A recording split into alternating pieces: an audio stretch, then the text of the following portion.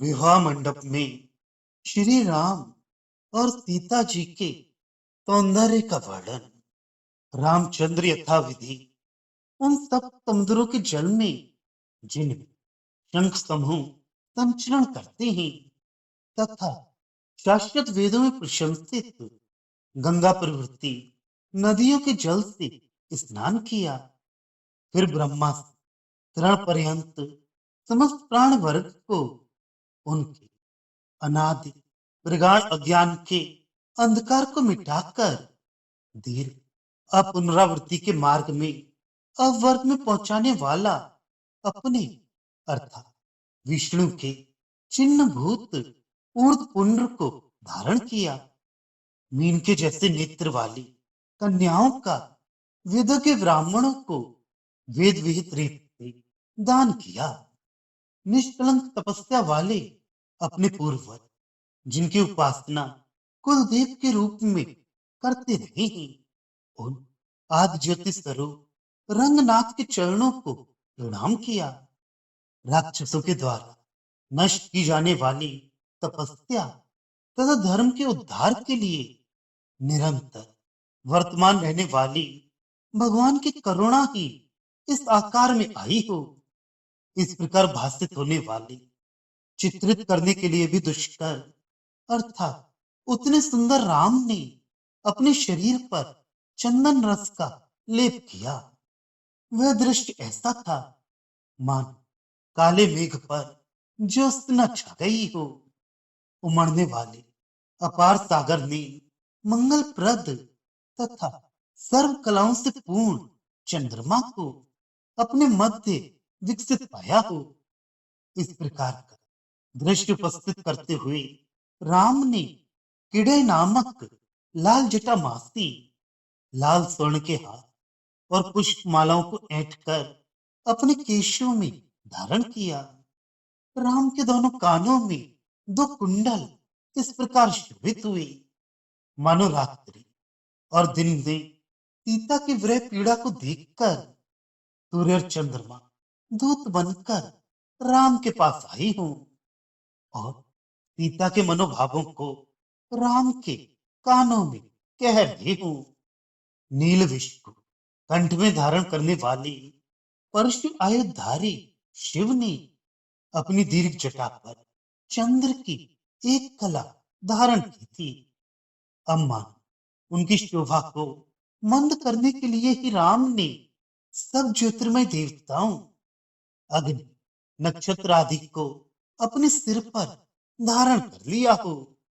इस प्रकार राम ने वीरपट्ट नामक आभरण तथा तिलक नामक आभरण धारण किए। विष्णु के चक्रायुध के निकटस्थ शंख की समता करने वाले अति सुंदर राम के वदन के निकटस्थ कंठ में लता सदृश उज्जवल मुक्ताहार शोभायमान था। ऐसा लगता था मानो घने कोमल कुंतलों वाली सीता के मंद हास राम के मन में भर गए हों और अब शरीर के बाहर भी उमड़ रहे हों। राम ने अंगद धारण किए जिसमें पंक्तियों में जड़े हीरे बिंदियों के समान चमकती थी और लाल माणिक के अग्नि के जैसे लगती थी। अतः उनकी सुंदर भुजाओं पर के अंगद प्राचीन काल में क्षीर सागर के मंथन के समय मंदर को लपेटे रहने वाले वास्पी सर्प के समान दिखाई देती थी। मुक्ताओं की बड़ी बड़ी मनोहर लड़ियां राम की रक्षा करने वाली दीर्घ बाहुओं में बांधी गईं। वे अति विलक्षण आभरण मानो इस बात के चिन्ह हो कि तीनों भुवनों के अनादि प्रभु यही है।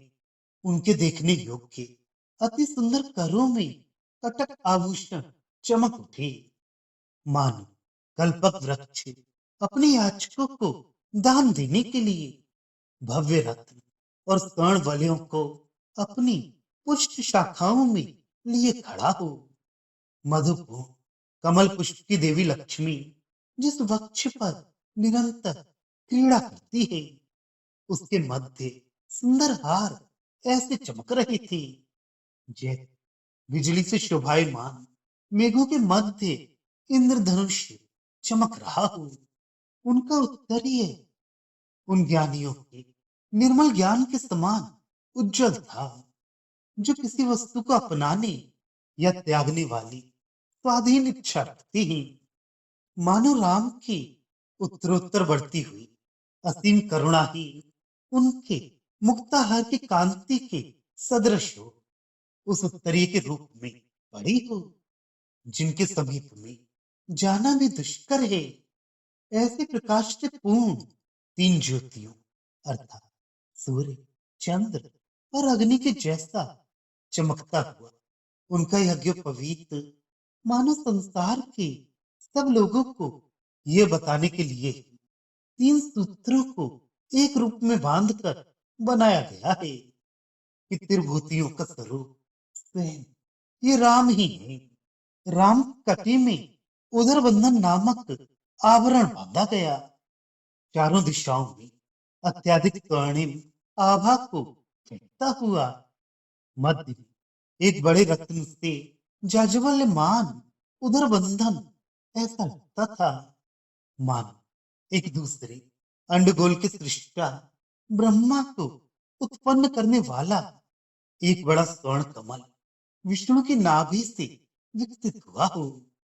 उन्होंने श्वेत वर्ण का कौशेय धारण किया, मानो उज्जवल रत्नों के आघात महिमा पूर्ण नील समुद्र को तरंग रूपी दीर्घ करों की युक्त शीतल श्वेत वर्ण के क्षीर सागर ने आलिंगनबद्ध कर लिया हो। समुद्र के जल में उत्पन्न मुक्ताएं और उज्जवल नील रत्न जिस करवाल में चमक रही थी, वह करवाल उनके कमनीय स्वर्ण पट्ट में बांधा गया। जैसे ऊंचे स्वर्ण पर्वत मेरु की परिक्रमा करने वाला सूर्य एक ही स्थान पर स्थिर खड़ा रह गया हो। उनकी कटी के पट्ट में श्रेणियों में जो मुक्ताएं जड़ी थी, उनकी धवल कांति का पुंज उत्तरोत्तर विकसित होता हुआ चारों ओर बिखर रहा था। कटी से एक रत्न माला लटकाई गई, जो कमनी खड़ग रूपी सूर्य के वाला तक के सदृश चमक रही थी। उनके जंघाओं पर किंपुरी नामक आभरण पहनाया गया, जिसका आकार खुले मुख वाले मकर के समान था। किंपुरी नामक आभरण से जो मकर के आकार का था, उसके नेत्रों के स्थान में खचित रत्नों की कांति फैल रही थी तथा दांतों के स्थान में खचित मुक्ताओं की कांति चांदनी के समान छिटक रही थी। नक्काशीदार उस आवरण ने चमकती बिजली के समान सभी दिशाओं को प्रकाश से भर दिया। अब देखेंगे कि ये चरण विशाल होकर कैसे लोगों को नापती हैं। यूं सोचकर मानो पृथक पृथक रूप में उनको रोकने के लिए ही अति सूक्ष्म शिल्प युक्त नुपुर और वीर वलय उनके शीतल पुष्ट रक्त कमल सदृश चरणों को घेर कर पड़े रहे। माणिक के दीपों से प्रज्वलित पन्नग पर्यंक पर योग निद्रा छोड़कर जो विष्णु अवतरित हुए हैं, वे इस प्रकार देव कार्य के निमित्त विलक्षण अलंकार से सुशोभित हो गए।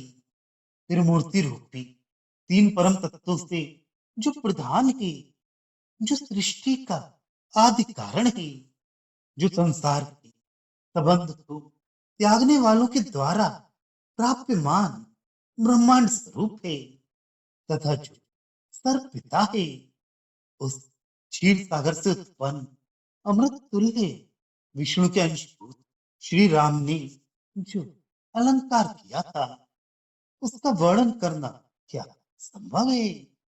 अनेक सहस्त्र गाय पीत स्वर्ण असीम भूमि नवरत्न आदि का सत्पुरुषों को दान दिया। प्रशंसनीय चतुर्वेद ही जिनके धन है, वैसे ब्राह्मणों के द्वारा अभिनंदित होते हुए राम रथ पर आरूढ़ हुए। स्वर्ण की धुरी वाला रजत में योग चक्रों से अलंकृत, हीरकों से खचित पीठ का युक्त, तथा चारों ओर से जड़ित नवरत्नों की कांति से जाज्वल्यमान वह रथ सूर्य के एक चक्र रथ की तुलना करता था।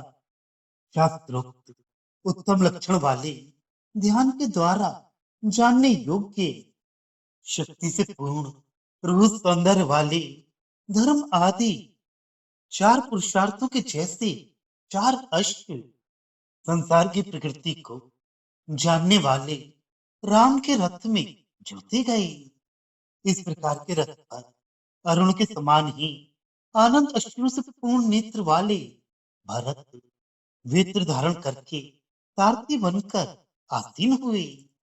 वक्र धनुषधारी लक्ष्मण तथा उनके अनुज शत्रुघ्न सुंदर सोने की मूठ वाले चामर डुलाने लगे। अन्यों के लिए दुर्लभ, अति रमणीय आकार वाले राम के अत्यधिक सौंदर्य के कारण वैसा हुआ, या शांत मन से राम के सौंदर्य का चिंतन करते रहने के कारण वैसी दशा हुई। हम कुछ निश्चित रूप से नहीं जानते, चाहे जो भी कारण हो।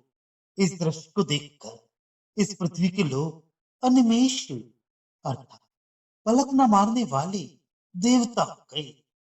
मिथिला के लोगों ने पुष्प बरसाई, सुगंध चूर्ण बिखेरा, कांति वाले रत्न, स्वर्ण, वस्त्र आदि दान में दिए। मंगलपूर्ण नगर के लोगों के ऐसे कार्यों का क्या कारण है, नहीं जानते। कदाचित उन्होंने राम के सौंदर्य रूपी मध्य को छक्कर पी लिया हो, जिससे उन्मत्त होकर इस प्रकार के कार्य कर रहे हों। राम को देखने वाली सब नारियां स्तब्ध हो खड़ी रही, और उनके सब आभरण खिसक कर गिर गए। वे दृश्य ऐसा था मानो सारी संपत्ति का दान करने के पश्चात वे अपने पहने हुए आभरण भी लुटा रही हूं। समस्त संसार के सब आयुधारी राजा लोग हाथियों के झुंड के जैसे राम को घेर कर आ रहे थे, और निष्ठुर क्रोध वाले धनुर्धारी राम विजय चक्रवर्ती दशरथ से अधिष्ठ मंडप के निकट रस से जा पहुंचे। जैसे अरुण किरण सूर्य ऊंचे महामेरु पर जा पहुंचा हो। ताजे फूलों के हार से शोभित वे वरद राम उस मंडप के निकट रस से उतरे। उनके दोनों पार्श्वों में भरत तथा लक्ष्मण उनके दोनों बाहुओं को आदर के साथ सहारा देते हुए जा रहे थे। मंडप में पहुंचते ही राम ने महान तपस्वी मुनिवरों को प्रणाम किया। फिर नीति वृद्धधारी अपने पिता के चरणों को नमस्कार करके उनके पार्श्व के आसन पर आसीन हो गए। तब मानो कोई अरुण स्वर्ण की लता, एक धनुष और दो मछलियों से शोभायमान चंद्र को उठाए हुए कलियों के साथ रथ पर पूर्व दिशा में उदित हो रही हो। ऐसा दृश्य उपस्थित करती हुई जानकी उस मंडप के मध्य आ पहुंची। जैसे लक्ष्मी पहले तरंगायित क्षीर सागर में उत्पन्न होकर फिर भूमि पर अवतरित हो गई हूं, और अब किसी पर्वत के मध्य आविर्भूत हूं। विभूतियों से समृद्ध सब देवता लोग उस मंडपों में आसीन कुमार राम को देखकर कहने लगे, भरे हुए बड़े सागर को मंथन करने से उत्पन्न सुवासित कुंतलों वाली लक्ष्मी ने जिस दिन विष्णु को विवाह के चिन्ह भूत माला पहनाई थी, उस दिन से भी यह दिन अधिक मनोहर है। जब गर्जन करने वाले समुद्र से घिरी हुई धरती की नारियों, देवांगनाओं तथा नाग कन्याओं से भी सीता का लावण्य अत्यधिक है, तो उनके विवाह के समय उनके बढ़े हुए सौंदर्य का अल्प बुद्धि वाला मैं किस मुंह से वर्णन कर सकता हूं।